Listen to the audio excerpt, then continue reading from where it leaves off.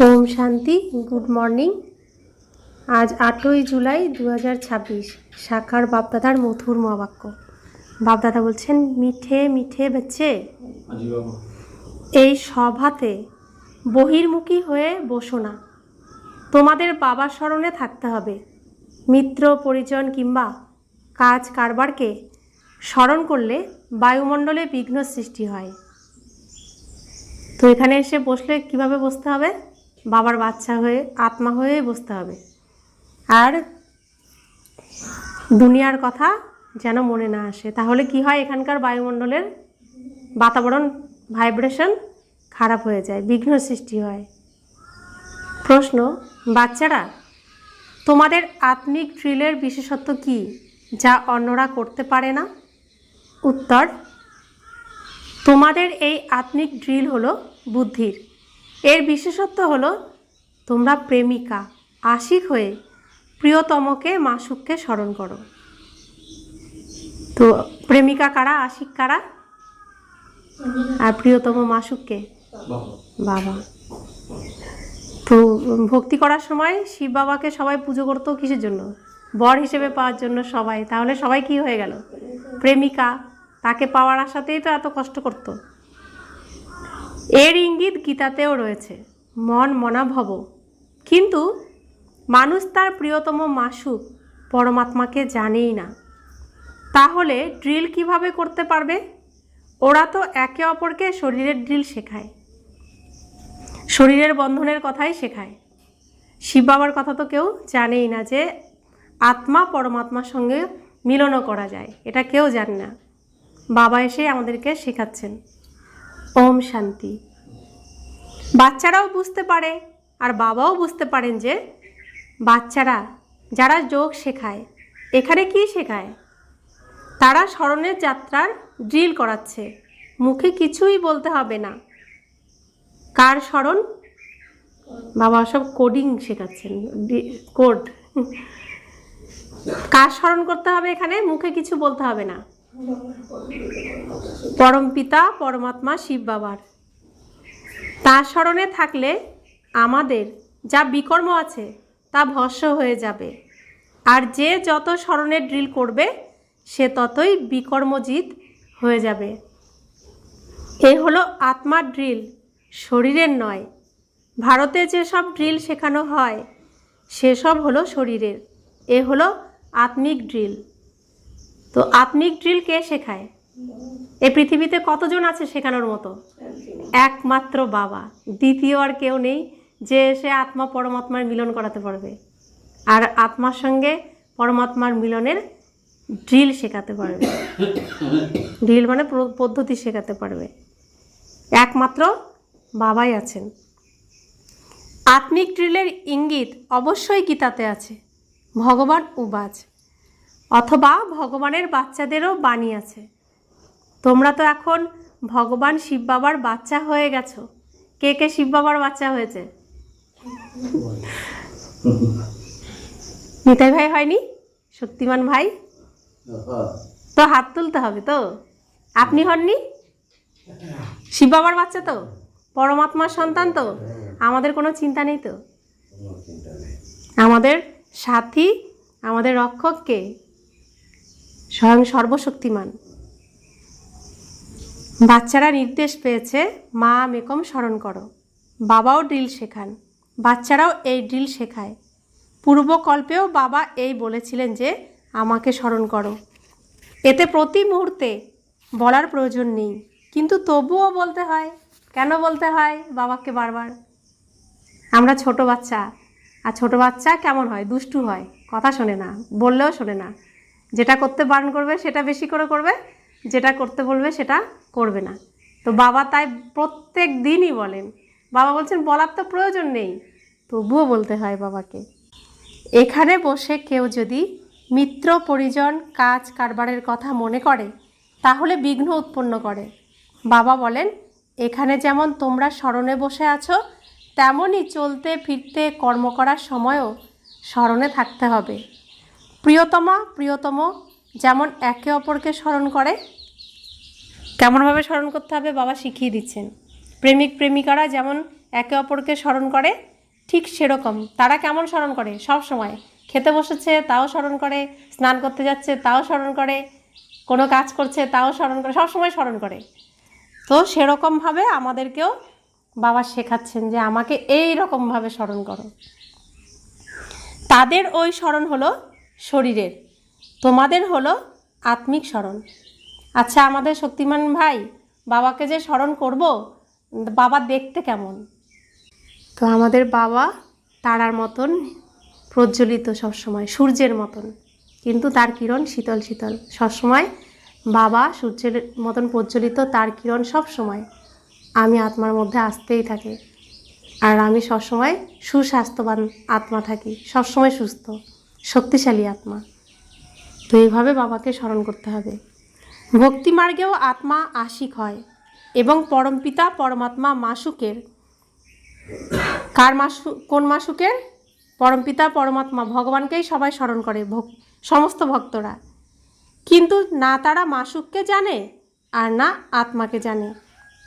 মাসুক অর্থাৎ প্রিয়তম বাবা এখন এসেছেন, যাকে এত স্মরণ করেছি, ডেকেছি, তিনি এখন সরাসরি এখন আমাদের সামনে, এখন আমাদের সন্তান, দাদা, বাবা, পতি, প্রেমিক, ভাই, সব রূপে পাশে পাশে থাকে সবসময়। ভক্তিমার্গ থেকে শুরু করে আত্মা আশিক হয়ে গেছে। এ হলো আত্মা আর পরমাত্মার কথা। তো কাহিনী, আত্মা আর পরমাত্মার কাহিনী বাবা বলছেন।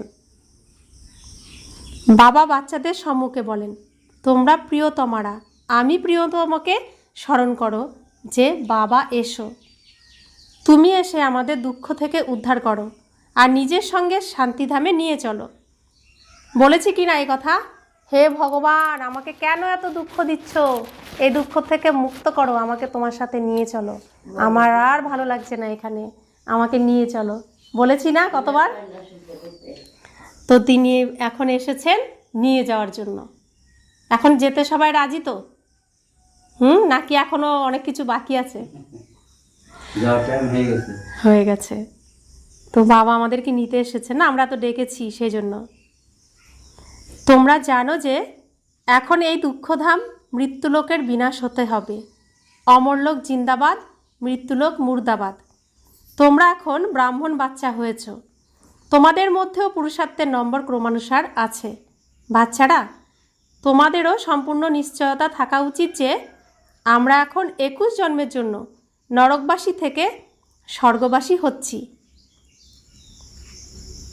কে কে হবে স্বর্গবাসী, বৈকুণ্ঠবাসী? 9,16,108-এর মধ্যে যেতে হবে সবাই তো? না, যার যার প্রচেষ্টায় শেষে যাবে, ভাগ্যে যাবে না। ভাগ্য তো আমরা তৈরি করছি নিজে। আমি যেমন চাই তেমন ভাগ্য আমি এখানে তৈরি করতে পারি। কালকের মুরলি শুনেছেন? কালকে তো মুরলিতে পরিষ্কার সব কর্মের গুজ্জগতি সব বলেছেন মুরলিতে। তো কালকে তো বোঝা উচিত ছিল। বাবা তো মাঝে মাঝে বলেনি আমাদের কর্মের গতি কি। কেউ মারা গেলে বলে স্বর্গবাসী হয়েছে, কিন্তু কত সময়ের জন্য স্বর্গবাসী হয়েছে এ কেউই জানে না। তোমরা এখন স্বর্গবাসী হওয়ার জন্য পুরুষার্থ করছো, এ কথা কে নিশ্চিত করান? তিনি হলেন গীতার ভগবান, কিন্তু তিনি তো এক এবং নিরাকার। মানুষ মনে করে নিরাকার তো নিরাকারই, তিনি কিভাবে এখানে এসে শেখাবেন? বাবাকে না জানার কারণে ড্রামা অনুসারে ভুল করে শ্রীকৃষ্ণের নাম দিয়ে দিয়েছে। শ্রীকৃষ্ণ আর শিবের সম্বন্ধ এই সময় কাছাকাছি। শিব জয়ন্তী হয় সঙ্গমের সময়, এরপর আগামীতে হবে শ্রীকৃষ্ণ জয়ন্তী। শিব জয়ন্তী হলো রাতে আর শ্রীকৃষ্ণ জয়ন্তী হলো সকালে, তাকে প্রভাত বলা হবে। শিবরাত্রি যখন সম্পূর্ণ হয় তখন হয় শ্রীকৃষ্ণ জয়ন্তী। এ কথা কেবল বাচ্চারাই বুঝতে পারে। তাহলে অরুণ ভাই, বছরের প্রথমে কার পুজো হয়? এখন কার পুজো হবে? এ সময় কি হবে? এখন সামনে কি আছে? ঝুলন। ঝুলনের পরে রথ, রথের পরে জন্মাষ্টমী, জন্মাষ্টমীর পরে বিশ্বকর্মা পুজো, তারপরে হবে কি? দুর্গা পুজো। এভাবে হয়তো। তাহলে প্রথমে কার পুজো হচ্ছে? কার পুজো হচ্ছে? হ্যাঁ, ঝুলন কার হয়? কৃষ্ণের। রথ কার হয়? কৃষ্ণের। জন্মাষ্টমী কার হয়? বিশ্বকর্মাকে। বিশ্বকর্মা যে ব্রহ্মা বাবা, যিনি এই বিশ্বের রচনা করছেন, তো বিশ্বকর্মাকে শ্রীকৃষ্ণই। তো 6 মাস পার হয়ে গেল, অর্থাৎ সত্যযুগ ত্রেতাযুগ পার হয়ে গেল। 6 মাস পরে দুর্গা পূজা, সমস্ত দেবদেবী চলে আসলো, পূজা হয়। তো তারপরে সব দেবীদের পুজো হচ্ছে এবার 6 মাস পরে, আশ্বিন মাসের পরে সব রাতে পুজো হয়, সারাদিন উপোস, রাতে পুজো। তো ভক্তি রাতে হয়, দাপর যুগ সন্ধ্যাবেলা, সন্ধ্যাবেলা পুজো হয়, তাই না? তারপরে হয় কি, অনেক পুজো হয়, পুজো হওয়ার পরে শিবরাত্রি হয়। শিবরাত্রি হওয়ার পরে কি হয়? দোল হয়। তো শিব বাবা কখন আসেন? রাতে আসেন। পুরো বছর শেষ হলো, তো বছরের শেষ মানে আবার রাতের দিকে দিন শুরু হলো বৈশাখ মাসের প্রথম থেকে। তো শিবরাত্রি হলো কোন সময়? সব পুজো শেষ হলো, শিবরাত্রি হলো, শিব বাবা আসলেন, এসে কি করলেন? সমস্ত ভক্তি ছাড়ালেন। কি করলেন? এসে অন্ধকারে এসে তিনি আলো দিলেন। আলো দেয় এর জন্য হোলিকা দহন করে না? তো আমাদের সমস্ত বিকারকে দহন করতে হচ্ছে না এখন যোগগ্নির দ্বারা। তো হোলিকা দহন করা মানে এই সমস্ত অসুরকে দহন করা। তারপরে এবার পরিষ্কার হয়ে গেলাম, তো পবিত্র হয়ে গেলাম, আগুনেই তো পবিত্র করে। এবার কি করছেন? দোল খেলা হচ্ছে, রং দিয়ে সাজিয়ে দিচ্ছে। তো বাবা আমাদেরকে রং দিয়ে সাজিয়ে দিচ্ছেন না? তারপরে কি হয়? আমরা ফুলে পরিণত হচ্ছি। তো দেখুন ওই সময় সব গাছে ঘাসে সব জায়গায় ফুল ফোটে, ফোটে না? তারপরে কার আরাধনা হয়? শিব বাবার আরাধনা কারা করে? যারা শুরুতে, এ বছরের শুরুতে শ্রীকৃষ্ণের আরাধনা করছে, তারাই তো শেষে গিয়ে শিবের আরাধনা করছে না? তাহলে যারা শ্রীকৃষ্ণের আরাধনা করছে তাদেরকেই প্রথমে শিবের আরাধনা করতে হবে, তবেই কি হচ্ছে? নতুন সৃষ্টি আসছে, তবে তো বৈশাখ মাস আসছে। চৈত্র মাসের শেষ মুহূর্ত পর্যন্ত কার স্মরণ করছে? শিবের। আর বৈশাখ মাসের সকাল থেকে কাকে আবার ভালোবাসছে? শ্রীকৃষ্ণ। সবাই শিবের কথা ভুলে যায়। যার ঘরে গোপাল, তো মোটামুটি সবার বাড়িতেই থাকে, সবাই গোপালের জন্য জামা আনে, লাড্ডু আনে না? তাহলে শিবের পুজো কারা করছে, কৃষ্ণের পুজো কারা করছে? একই তো, একই জন্যই তো। তো এটা তো পরিষ্কার আমরা করছি, আর মানার সময় তখন আমি মানছি না। এটা অন্ধ অজ্ঞানের জন্যই তো বলছে, অজ্ঞান নিদ্রায় সবাই ঘুমাচ্ছে। তো চৈত্র মাসে শিব পুজো না হলে বৈশাখ মাসে গোপাল পুজো কি পাবে না। তো এখন শিবের আরাধনা না করলে বৈকুণ্ঠ আসবে না। আসবে কি? আসবে না। এটাই নিয়ম সৃষ্টির, আর আমরা এটা পালনও করি, কিন্তু বোঝার চেষ্টা করি না। যখন থেকে শিবরাত্রি হয় তারপরের থেকে অন্য সব পুজো বন্ধ, শুধু শিবেরই আরাধনা হয়, তাই না? সব কিছু ত্যাগ করে দেয়, শুদ্ধ বস্ত্র পরে নিয়ে শিবের আরাধনা করে। এখন এই সৃষ্টিতে সেই সময় চৈত্র মাস বলতে পারেন, ভোরবেলা বলতে পারেন, যে যেভাবে বুঝবে, যার যেভাবে সুবিধা সেভাবে শুধু মেনে করলেই হবে। ওই একই কর্ম আমাদের এখন করতে হবে প্রত্যেককে। তো মহালয়াতেও দেখেছি দেবতারা স্বর্গরাজ্য হারিয়ে ফেলার পরে কার কাছে গেছে? নারায়ণের কাছে। নারায়ণ কার কাছে গেছে? সবাইকে নিয়ে শিবের কাছেই গেছে। তারপরে শিব কি করেছে? নারী শক্তি সৃষ্টি করেছে। এই যে ব্রহ্মাকুমারী আশ্রমে কাদেরকে সৃষ্টি করা হচ্ছে? নারী শক্তিই তো। তো তারা কি করছে? অসুরের দমন করছে। অসুরের দমন করে কি করছে? দুষ্টের দমন, সৃষ্টির পালন করে আসুরিক সাম্রাজ্যের বিনাশ ঘটিয়ে দৈবী রাজ্যের স্থাপনা করাচ্ছে। তো সেই পর্বই এখানে চলছে।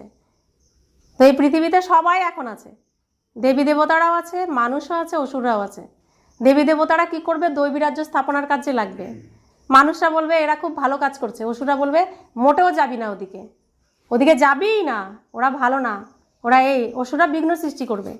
তো যখন যারা আসুরিক প্রভাবে প্রভাবিত, তারা এই পর্বই তো চলছে না এখন। তা আমরা রয়েছি কোন পর্বে? স্থাপনার পর্বে। দৈবী সাম্রাজ্য আমরা স্থাপন করছি। তাহলে আমাদের ভাগ্য কেমন?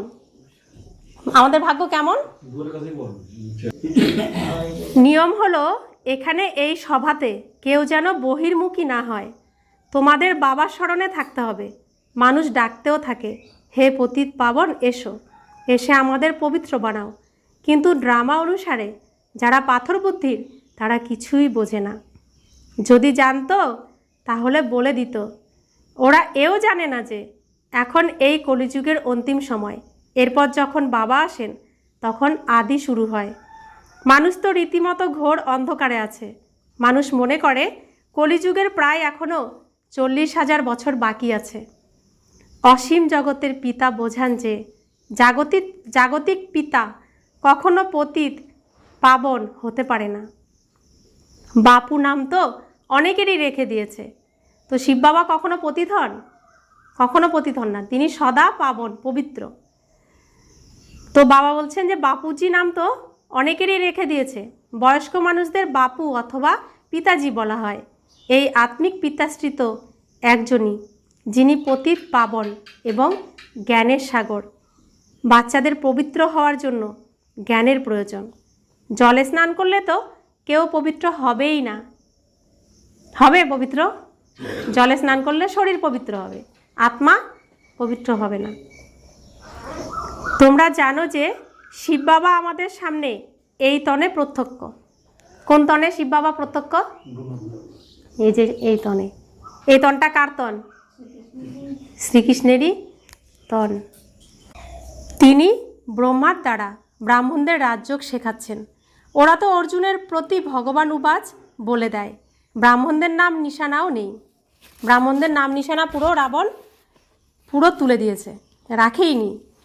এখন মহিমা আছে যে ব্রহ্মার দ্বারা স্থাপনা আর বিষ্ণুর দ্বারা পালনা। তো এই সময় ব্রহ্মারূপে কি করছেন? স্থাপনা করছেন। পালনা কখন দেবেন? সত্যযুগে বিষ্ণুরূপে আবার পালনা দেবেন। সংসার রচনা করছেন এখন, আর তখন পালনা দেবেন। স্থাপনা তো ব্রহ্মার দ্বারাই করবেন, বিষ্ণুর দ্বারা বা শঙ্করের দ্বারা তো নয়। বাচ্চারা, তোমরা এখন এই কথা বুঝতে পেরেছ, বাবাকেই এখানে আসতে হয়।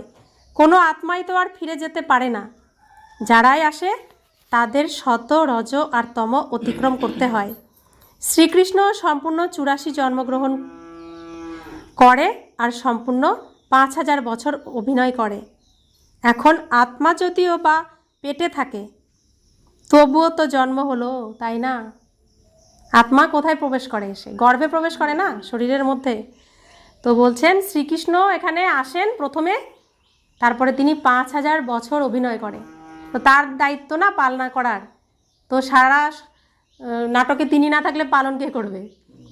তাই শুরুতে তাকে আসতে হবে পালনার জন্য, আবার শেষে তাকে সবাইকে গুছিয়ে নিয়ে যেতে হবে। তার দায়িত্ব, সব শ্রীকৃষ্ণের দায়িত্ব। তো বাবা বলছেন শ্রীকৃষ্ণের আত্মা যখন সত্যযুগে আসে, তখন গর্ভে প্রবেশের পর থেকে শুরু করে 5000 বছরে তাকে 84 জন্ম অভিনয় করতে হবে। যেমন শিব জয়ন্তী পালন করা হয়, তখন এনার মধ্যে তো বসে থাকেন, তাই না? শ্রীকৃষ্ণের আত্মা যখন গর্ভে প্রবেশ করেছিল, যখন নড়াচড়া শুরু হয়েছিল, সেই সময় থেকে শুরু করে 5000 বছরের হিসাব শুরু হয়। যদি কিছু তফাৎ হয়, তখন 5000 বছরের কম হয়ে যায়। এ খুবই সূক্ষ্ম বোঝার মতো কথা। বাচ্চারা জানে যে আবার শ্রীকৃষ্ণ হওয়ার জন্য কৃষ্ণের আত্মা আবারও এই জ্ঞান নিচ্ছেন। তোমরাও কংসপুরী থেকে কৃষ্ণপুরীতে যাও, এই কথা বাবা বসে বাচ্চাদের বোঝান। বাবা বলেন মায়া খুবই জবরদস্ত, খুব ভালো ভালো মহারথীদেরও হারিয়ে দেয়। জ্ঞান নিতে নিতে কোথা থেকে গ্রহের দোষ বসে যায়। সকলেরই রাহুর গ্রহণ লেগে আছে। এখন তোমাদের উপর বৃহস্পতির দশা শুরু হয়েছে। আবার চলতে চলতে কারোর উপর রাহুর গ্রহণ লেগে যায়। তখন বলা হয় মহান বোকা, যদি এই দুনিয়ায় দেখতে হয় তাহলে এখানে দেখো। তোমাদের আত্মা বলে আমরা বাবার কাছ থেকে সদা সুখের উত্তরাধিকার গ্রহণ করছি। বাবা, তোমার কাছ থেকে পূর্বকল্পেও এমনই উত্তরাধিকার গ্রহণ করেছিলাম। আমরা আবার এখন বাবার কাছে এসেছি। বাবা বুঝিয়েছেন যে বাইরে তোমাদের সেন্টারে অনেকেই আসবে বোঝার জন্য। এখানে এ হলো ইন্দ্রসভা। ইন্দ্র হলেন শিব বাবা, যিনি জ্ঞানের বর্ষণ করেন। তাই এমন সভাতে কোনো পতিত আসতে পারে না। সবুজ পরী, পোকরাজ পরী যে ব্রাহ্মণীরা পাণ্ডা হয়ে আসে, তাদের বলবে তোমাদের সঙ্গে কোনো বিকারী ব্যক্তিকে আনতে পারবে না, না হলে উভয়েই দায়ী হয়ে যায়। তো কোনো বিকারীকে সাথে নিয়ে এলে তার উপর অনেক দাগ লেগে যায়, তখন অনেক বেশি সাজা ভোগ করতে হয়। পরীদের উপর অনেক দায়িত্ব। বলা হয় মানস সরোবরে স্নান করলে পরী হয়ে যায়। বাস্তবে এ হলো জ্ঞান মানস সরোবর। বাবা মনুষ্যর তনে এসে জ্ঞানের বর্ষণ করান। তিনি তো জ্ঞান সাগর, তাই না? তোমরা নদীও সরোবর। জ্ঞানসাগর এনার মধ্যে বসে বাচ্চাদের স্বর্গে যাওয়ার জন্য উপযুক্ত বানান। স্বর্গে থাকেন শ্রীলক্ষ্মী নারায়ণের রাজত্ব। এ হলো প্রবৃত্তি মার্গের এইম অবজেক্ট। তো বাবা এসে কি শেখাচ্ছেন? প্রবৃত্তি মার্গ মানে কি? প্রবৃত্তি মার্গ মানে গৃহস্থ আশ্রম, গৃহস্থ জীবন, সংসার জীবন। তো বাবা এসে সংসার জীবন কেমন হওয়া উচিত তো সেই বোঝাচ্ছেন, সংসার রচনা করছেন তিনি। তারা বলেন যে আমরা দুইজন জ্ঞানচিতায় বসে লক্ষ্মীনারায়ণ হব, উঁচু পদ তো পেতে হবে। অর্ধেক কল্প ধরে আত্মা ছটপট করতে থাকে, বাবা এসে আমাদের রাজযোগ শিখিয়ে পবিত্র বানাও। বাবা ইঙ্গিত করেন ভারতবাসী যারা দেবী দেবতাকে মানে তারা অবশ্যই 84 জন্ম ভোগ করেছে। যারা দেবী দেবতার ভক্ত তাদের চেষ্টা করে বোঝাও। তো যে যে দেবীর পুজো করছে ভাববে যে তাকে সেই দেবী হতে হবে, সেটাই তার রূপ। বাবা কিভাবে এসে এ ধর্ম স্থাপন করেন এসব যারা পুজো অর্চনা করে তাদেরকেই বোঝাও, কারণ তারা প্রত্যেকে সত্যযুগের দেবী দেবতা ছিল, তাই তারা পুজো অর্চনা করে। ব্রাহ্মণ, সূর্যবংশী, চন্দ্রবংশী এই 3 ধর্ম বাবা স্থাপন করেন। অর্ধেক কল্প আর কোনো ধর্ম স্থাপন হয় না। সত্যযুগ ত্রেতাযুগে আর কোনো ধর্ম স্থাপন হবে না। এখানে যে ধর্ম স্থাপন হচ্ছে, যে ধর্ম গ্রহণ করবে, অর্থাৎ সূর্যবংশীয় বা চন্দ্রবংশীয় যে যেটাই গ্রহণ করবে সে সেখানে যাবে। আর সত্যযুগ ত্রেতাযুগে আর কোনো ধর্ম তৈরি হবে না। এখান থেকে যারা যেমন তৈরি হবে তারাই গিয়ে রাজত্ব করবে। এরপর বাকি অর্ধেক কল্প কত মঠ পথ আদি ধর্ম কত অনেক স্থাপন হয়। আবার দাপর যুগ থেকে আবার স্থাপনা হবে, অনেক ধর্মের স্থাপনা। অন্যদিকে ভবিষ্যতের অর্ধেক কল্পের জন্য এক ধর্মের রাজধানী স্থাপন করেন, তাও আবার এই সঙ্গম যুগে। ওরা তো সব পুরানো দুনিয়াতেই নিজের ধর্ম স্থাপন করে। বাবা এখানে অর্ধেক কল্পের জন্য এক ধর্মের স্থাপনা করেন, অন্য কারোর মধ্যে এই শক্তি নেই। তো সনাতন ধর্ম, দেবী দেবতা ধর্ম এখন কি আছে? নেই। তো এত সাধু মুনি ঋষি কেউ স্থাপন করতে পেরেছে সনাতন ধর্ম? কারোর ক্ষমতা নেই ভগবান ছাড়া। ভগবান নিজে এসে এই দেবী দেবতা বানান, নিজে হাতে গড়েন। আমাদেরকে কে গড়ছেন? সুন্দর করে সাজাচ্ছেন কে? স্বয়ং বাবা, সর্বশক্তিমান পিতা। তো তার কাছে সাজতে ইচ্ছা করে না? স্বয়ং ভগবান আমাদেরকে নিজে হাতে সুন্দর করে সাজাচ্ছেন, তার কাছে সাজতে ইচ্ছা করে না? কত কত জন্মের সৌভাগ্যের ফলে এই সুযোগটা আমরা পেয়েছি। আর এটা পেয়ে যে হারাবে তাকে কি বলবে? আর না হলে নিজেকে সেজে গুজে যেতে হবে। হ্যাঁ, তো টেরা হবে, কান ছোট বড় হবে, নাকও ভালো হবে না, তাই না? তো তারা তাহলে কোথায় যাবে? পুতুল খেলার মধ্যেই যাবে, মন্দিরে তো আর স্থান পাবে না। মন্দিরে স্থান পেতে গেলে শিব বাবার কাছেই সাজতে হবে, তাই না? তো বাবা বলছেন বাবাই একমাত্র এই ধর্মের স্থাপনা করতে পারেন। তো স্বয়ং নিজে এসে স্থাপনা করছেন। বাবা তোমাদের নিজের করে সূর্যবংশী চন্দ্রবংশী ঘরানা স্থাপন করে বাকি সব কিছুর বিনাশ করিয়ে দেন। সমস্ত আত্মা শান্তিতে চলে যায়, তোমরা সুখের দুনিয়াতে আসো। সেই সময় কোনো দুঃখ থাকে না যে গডকে স্মরণ করবে। এই জ্ঞানও তোমাদের বুদ্ধিতে আছে। তো বাবা নিজে এখন কোলে বসিয়ে, কাউকে কাঁধে বসিয়েছে, কাউকে বুকের মধ্যে রেখেছে, কাউকে চোখের পলকে রেখেছে, তা কাউকে কোলের মধ্যে বসিয়ে সাজাচ্ছেন, আদর করে করে সাজাচ্ছেন, কত যত্ন করে করে সাজাচ্ছেন, তাই না? আর বাকিদের কি করছেন? বিনাশ করছেন। কেন বিনাশ করছেন?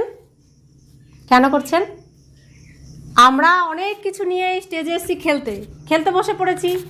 আর পরে ইসলাম ধর্মের তারা, বৌদ্ধ ধর্মের তারা, খ্রিস্টান ধর্মের তারা এসে আমাদের খেলনাগুলো সব নিয়ে নিয়েছে। আমরা এখন ডাকছি বাবা দেখো না নিয়ে নিয়েছে, আমি এখন দুঃখী, আমার কিছু নেই। বাবা বলছে দাঁড়া তো, কারা নিয়েছে দেখি তো।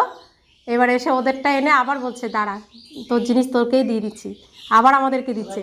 তো বাকিদেরকে বলছে বেরো, খেলতে হবে না তোদের এখান থেকে, বেরো, নিয়ে নিয়েছিস তোরা, তো এখন আমাদের আবার খেলতে দেবে। বাকিরা আর খেলতে পারবে না, তাদেরকে ঘরে আটকে রাখবে। আমরা এখন স্টেজে আবার সব কিছু নিয়ে খেলতে শুরু করব। এটাই তো ঘটনা, তাই না?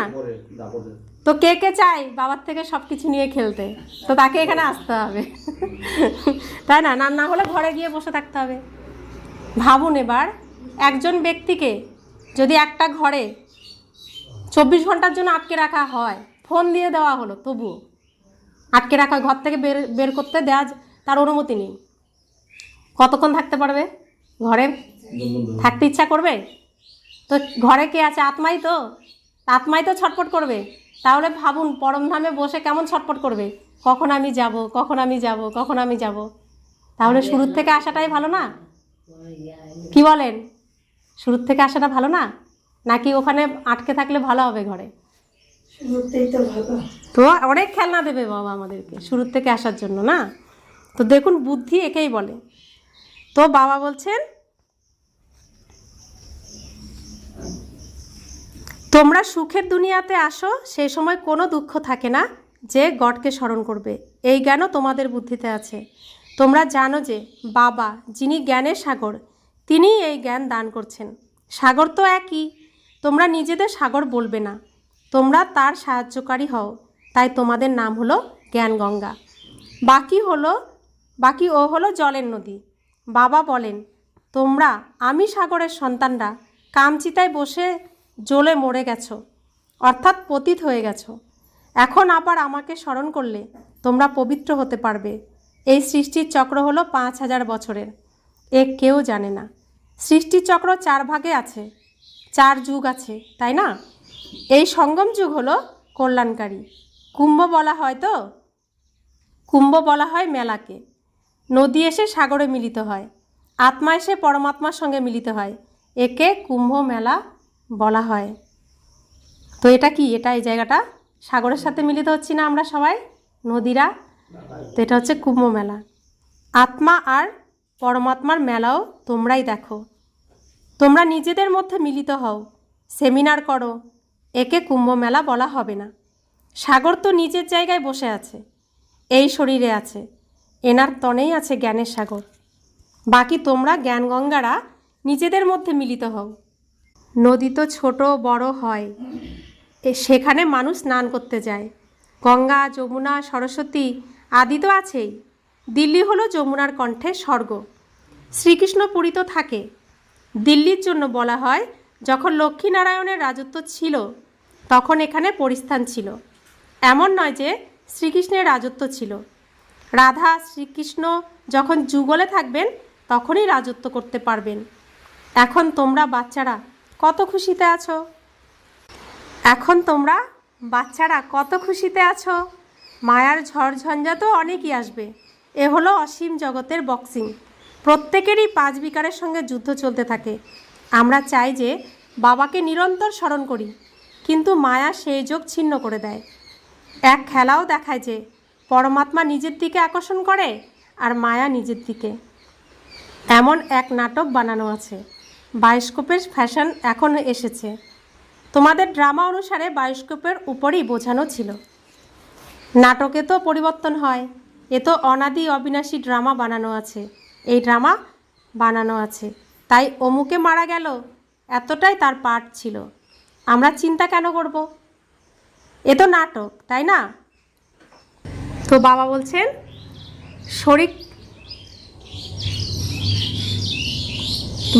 এ তো অনাদি অবিনাশী ড্রামা বানানো আছে, এই ড্রামা বানানো আছে, তাই অমুকে মারা গেল, এতটাই তার পার্ট ছিল, আমরা চিন্তা কেন করব?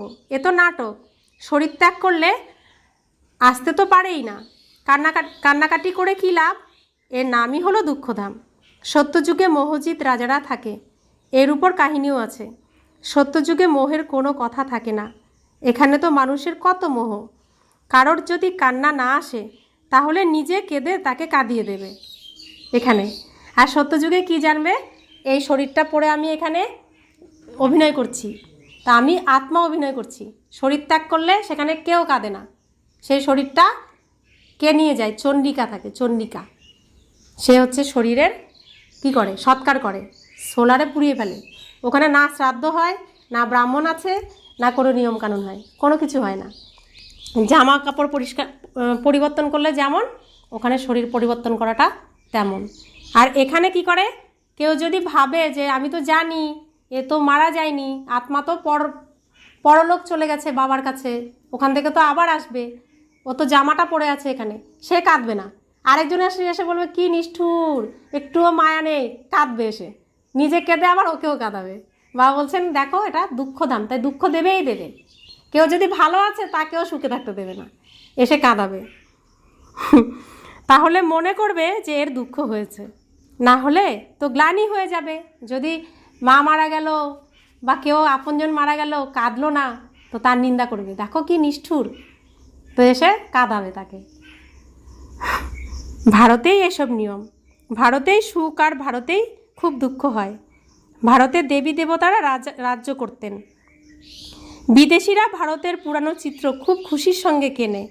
পুরানো জিনিসের অনেক মান, সব থেকে পুরানো শিব তো এখানেই এসেছিলেন, তার কত পূজা করে। এখন তো শিব বাবা এসেছেন, তোমরা আর পূজা করবে না, তিনি আগেও এসেছিলেন, তাই তার পূজা করা হয়। তো শিব বাবা আগে আসেন না স্টেজে, তারপরে শ্রীকৃষ্ণকে নিয়ে আসেন, তারপরে আমরা আসি। তো প্রথম তিনি আসেন, তাই তার পুজো কিভাবে করে, সব থেকে কঠিনভাবে কার পুজো হয়, শিব বাবার পুজো হয়। কোথার থেকে জল ভরে, তারপরে জল নিয়ে এসে তার মাথায় ঢালে, আবার পাহাড়ে চলে যায় না। তো সব থেকে আগে তারই পুজো হয়, আর সব থেকে নিষ্ঠাভাবে তারই পুজো হয়, যেহেতু তিনি সবার প্রথমে স্টেজে আসেন। তারপরে কার পুজো হয়, শ্রীকৃষ্ণের পুজো হয়। তো চৈত্র মাসের শেষে শিবের পূজা হয়, তারপরে শ্রীকৃষ্ণের পূজা হয়। এই যে ঝুলন থেকে শুরু হবে শ্রীকৃষ্ণের পুজো, শুরু হয়ে যাবে। अच्छा, मीठे मीठे सिकिला दे बच्चों प्रति माता पिता बाप दादा का याद प्यार और गुड मॉर्निंग। रूहानी बाप की रूहानी बच्चों को नमस्ते। हम रूहानी बच्चों की रूहानी माता पिता बाप दादा को याद प्यार गुड मॉर्निंग और नमस्ते नमस्ते नमस्ते। शुक्रिया बाबा, शुक्रिया बाबा, शुक्रिया। धारणार जन्य मुख्य सार। प्रथम धारणा, ड्रामार ज्ञान के बुद्धिते रेखे তোমাদের নিশ্চিন্ত থাকতে হবে, কোনো প্রকারের চিন্তা করবে না, কেননা জানো যে এই ড্রামা বানানো, তোমাদের নির্মোহী হতে হবে। দ্বিতীয় ধারণা, বাবার দ্বারা যখন বৃহস্পতির দশা শুরু হয়েছে তখন একে রক্ষা করতে হবে। রাহুর গ্রহণ যেন লেগে না যায়।